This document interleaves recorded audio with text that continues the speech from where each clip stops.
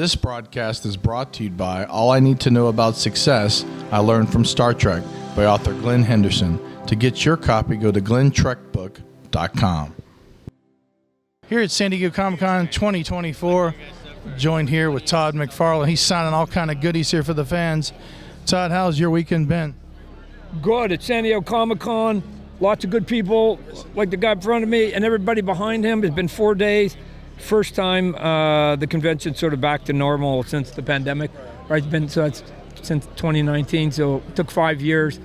But I thought it was well attended, and everybody seemed to be pretty polite, right? I've been to some conventions where it gets sort of crazy, right? So it was packed. It was just as packed as it was 5 years ago, but everybody seems to be pretty mellow, which has been a great vibe here at the show.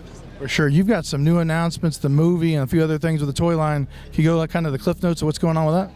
Yeah, so on Monday, this past Monday, we showed an image of the cover page of the first draft of the script, right? And so, again, I put it up not to make any promises, not to tell, but it was just a fact. We have a finished first draft of a script.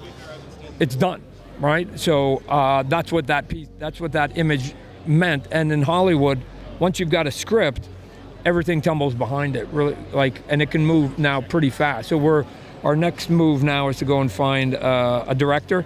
That's the next checkbox, and then we start pounding on Hollywood's door, especially given that they're going to wake up tomorrow to a $200 million opening on an R-rated comic book movie, right? That's awesome. What about McFarlane Toys? You've got some new stuff. I think you said something about Marvel as well or something like that? Yeah, so, I mean, for the last few years, we've had the DC Multiverse, which has done a stellar job for us, right? But we just recently signed a deal with Marvel that not only can I now make figures of artwork that I did while I was during my time there, but I get to do it from some of my peers, some of the modern hot artists, and some of the people who influenced me when I was younger. So they basically open up the vault, and we get to have a good time.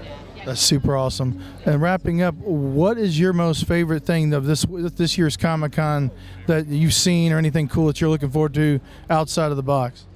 Well, I haven't really. I've been busy moving from. So the joy for me is just seeing the number of people that show up and the eclectic, variety of what's out there. And as I'm walking around all the time, I get to see some of my pals, right? So sometimes it's like, oh man, it's a little bit of a sort of a family reunion. You get to run into people accidentally you haven't seen. I mean, look at Steve Olive, colorist. Steve Olive is the colorist, the first 35 issues of Spawn, and we've never been next to each other doing a signing ever. We're going to do one a little bit later. So, like in 30 plus years, this has never happened. So we get to do something we haven't done in a long, literally since the first issue, and we're up to 356, right? So that's it's coming up on 400, man. Coming up on 400. Well, Todd, I wanted to thank you so much. Owen with SciFiction.com, coming to San Diego Comic-Con 2024. Signing off.